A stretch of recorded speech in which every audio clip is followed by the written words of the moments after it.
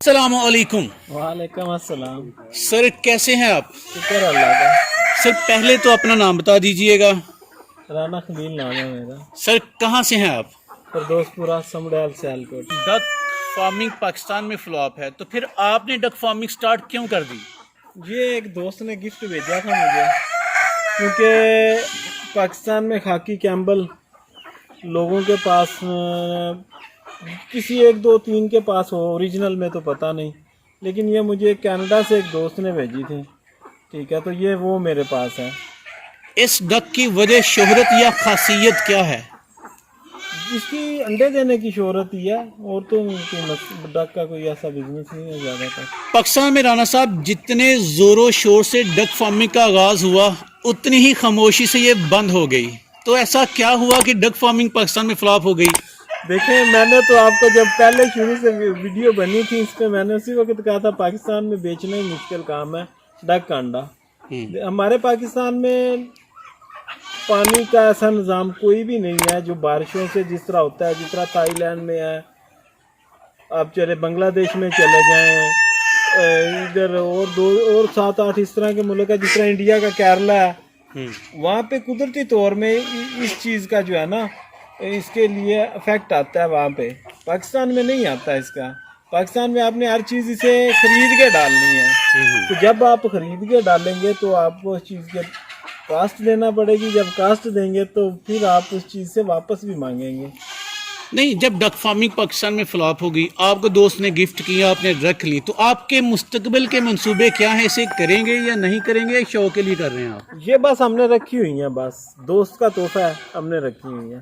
یہ ہمارے پاس 22 آئی تھی یا 21 آئی تھی، کہ ابھی 19 ہے ہمارے پاس، اللہ کا شکر ہے. لیکن ہاں، کوئی دوست خاکی کیمبل کے اوریجنل انڈوں کے لیے، ابھی تو ان کی عمر نہیں ہوئی، اور 2 ماہ میں ہوگی ان کی، تو رابطہ کرے گا تو انشاءاللہ دیں گے. اچھا، آپ نے اس کو ایگ پرپس کے لیے رکھا ہے؟ ہمارے پاس پیور خاکی کیمبل، اس کی میں آپ کو جو ہے نا انوائس دکھا سکتا ہوں کہ یہ امپورٹڈ ہے.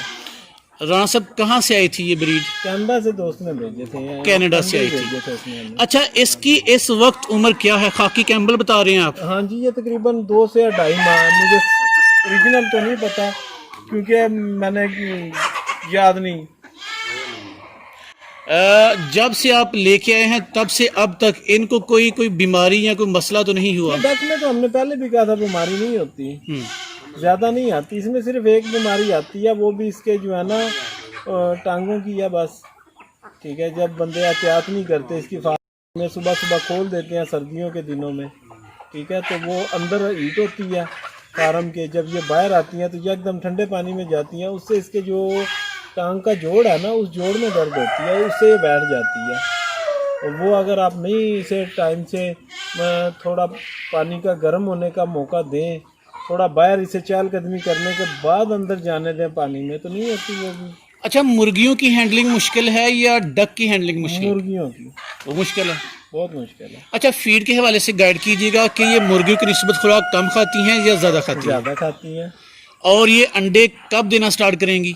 تقریباً 4.5 ماہ میں. اور جب انڈے دینا سٹارٹ کریں گی کب تک انڈے دیتی رہیں گی؟ یہ سر 2 ماہ انڈے نہیں دیتی، 2.5 ماہ سے جو بھی اسے پال چکا ہے نا. دیکھیں، وہ بہت جلدی میں ویڈیو بنائی تھی ہم نے، پہلی جو بھیجی تھی نا. ابھی تو 90% لوگ جو ہے نا وہ تجربہ کر چکے ہوئے ہیں. تو انشاءاللہ ہماری اس وقت کی بات ابھی بھی لوگوں کو یاد ہوں گی کہ ہم نے کہا تھا کہ یہ فلاپ بزنس ہے. جس کے پیسے ڈوبے ہیں اسے پتہ ہوگا کہ واقعی فلاپ بزنس تھا. ایسا ہی ہے. اچھا رانا صاحب، تھوڑی سی فیزیبلٹی بتائیے گا. چلیں، ڈک فارمنگ فلاپ ہی صحیح، لیکن لوگوں کو صحیح گائیڈ کرنا ہماری ذمہ داری ہے. سر اس میں پہ فیڈ کا خرچہ کتنا آئے گا، ویکسینیشن کا خرچہ، تیاری کا خرچہ وغیرہ وغیرہ؟ سر اگر آپ دیکھیں، اس میں ہم نے انڈے کے پرپس کے لیے ڈک کہا تھا کہ یہ بزنس فلاپ ہے. میں نے اس وقت بھی کہا تھا اس کے چوزے اچھے ریزنیبل پرائز پہ سیل ہوتا ہے. ٹھیک ہے، جو فرٹائل انڈا ہے وہ بھی اچھے ریٹوں پہ سیل ہوتا ہے. اگر آپ کے پاس 100, 50, 150, 200 تک ڈک ہو، یہ جو باہر بیٹھے میرے بھائی جو 50 ہزار کی کوانٹٹی کی دل میں خواہش رکھتے ہیں نا، یہ کام ان کے لیے نہیں ہے. دیکھیں آپ، ہم مجھے باہر سے جس کسی بھائی نے بھی بات کی ہے نا، میں اسے بزنس نہیں سٹارٹ کرواتا. آپ نے زندگی خراب کی ہوتی ہے باہر رہ کے، اس لحاظ سے نہیں میں کہہ رہا کہ آپ کی زندگی خراب ہوئی ہے، बीवी बच्चों से दूर बंदा, ठीक है, फैमिली से दूर, आज दोस्तों की शादियाँ, बहन भाई की भी शादियाँ हो जाती हैं तो बंदा बाहर ही होता है। तो वो जो पैसे आपके पास बने होते हैं वो बहुत ज़्यादा आपकी जो वक़्त लेके बने होते हैं। तो आप सिर्फ इस तरह के खिलाफ बिजनेस में पैसे डाल के ख़राब काम अपना करना चाहते हैं। 5,000 कोई कहता है, कोई 10,000 कहता है, ये वो वाला बिजनेस नहीं है। ये 100-200 रख के 25-30 हज़ार कमा सकते हैं आप। राना साहब देखें जो लोकल ब्रीड है डक की पाकिस्तान में आई वो अंडे नहीं देती थी, तो खाकी कैम्बल तो दुनिया की मशहूर मरूफ ये डक है, तो इसमें भी प्रॉफिट नहीं अगर इसको रखा जाए तो? सर पाकिस्तान में अंडा खाया ही नहीं जाता डक का, बहुत कम लोग खाते इसकी हैं। मार्केट नहीं है। मार्केट नहीं है। देखें अमूमन जो रखवाते थे वो कहते थे बेकरी वाले ले लेंगे, बेकरी वाले 8 रुपए का अंडा मिलता है उन्हें 10 रुपए का, वो क्यों आप तो ये 12, 15, 20 में लेंगे। इसका चूजा निकलवाएं, वो अच्छे रेटों पे सेल होता है। वो 80, 90, 100 का भी एक दिन का चूजा तो आप ज़्यादातर ने देखा होगा, सेल किया होगा, होता है इतने का होता है मार्केट। आपके कहने की मुराद ये है कि इसका अंडा सेल नहीं होता लेकिन इसके चिक सेल हो सकते हैं, लेकिन वो इतने ज़्यादा नहीं कि आप इससे करोड़ों का बिजनेस करना चाहें या लाखों का करना चाहें। एक मिडल मैन जो है ना वो अपना बिजनेस इससे स्टेबल कर सकता है। वो अपनी पार्ट टाइम जॉब कर सकता है, अपने घर में एक अजाफी तनख्वाह का बंदोबस्त वो कर सकता है। ठीक, एक तनख्वाह का, एक तनख्वाह का मंथली। ठीक सर, बताइएगा खाकी कैम्बल जो डक है ये कितने अंडे देने की सलाहियत रखती है? मैंने सुना है अभी रखी तो पहली दफा ये 300 तक अंडे देती है, 300 लेकिन मेरा दिमाग नहीं मानता। 2.5 माह तो ये वैसे ही बंद कर देती है। सुनी सुनाई बातें है ना। इट मीन्स कि जब ये अंडे देगी स्टार्ट करेंगी तब आपको सही पता चलेगा कि इनकी मेरे पास इम्पोर्ट किया, मुझे गारंटी से पता चलेगा। हाँ मैंने इसमें क्रॉस की रखी थी 1 माह, मेरे पास 19 डक थी तो मुझे 18 अंडे ही आते थे उनमें से। अच्छा, ये भी बात सच्ची है कि मैंने देखा था कि, लेकिन वो 2 माह मैंने रखी थी। उसके बाद एक दोस्त आए थे उन्हें दे दी थी, तो मुझे 2 माह का तजर्बा है कि उसमें ये अंडे काफ़ी मिकदार में देती हैं, लेकिन 2.5 माह देती नहीं है।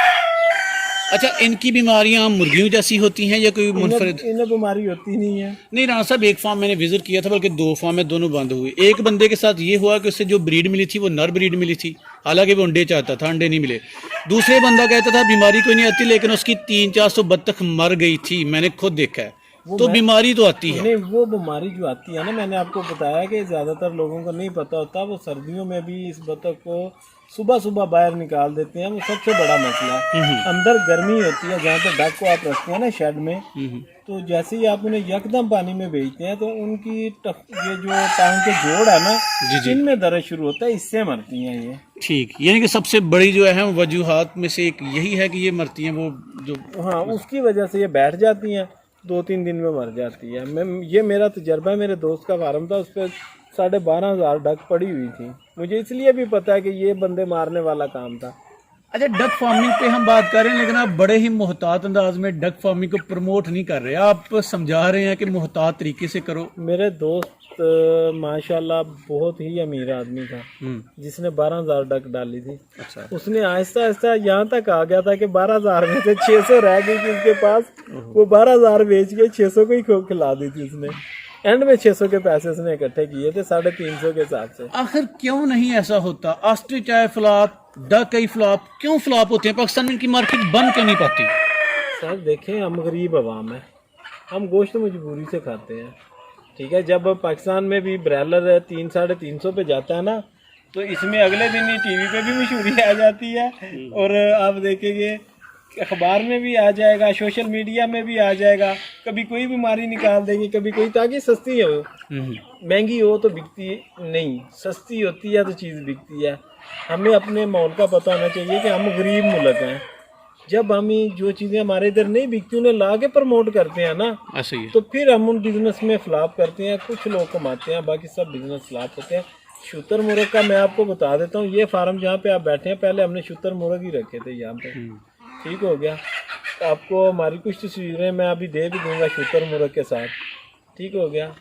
तो सारे शूतर मुर्ग का जो बिजनेस है ना, वो अगर आप करते हैं स्लोली, पैसे दे के जाता है, लेकिन जब आप 25,000 का चूजा ले लें, आप कैसे उसमें से पैसे बचा सकते हैं? अच्छा, ये आप एक माफिया है। आपका ऑस्ट्रिच फ्लॉप हुआ, डक आप बता रहे हैं बड़े ही मुहतात तरीके से थोड़े पैमाने पे करें। आपने बटेर फार्मिंग भी की लेकिन आप फ्लॉप हुए। बटेर फार्मिंग में फ्लॉप होने की वजह? बटेर फार्मिंग सिर्फ 2 माह का है, फ्लॉप नहीं हुए। उसमें हमारा अभी भी नाम है उसमें।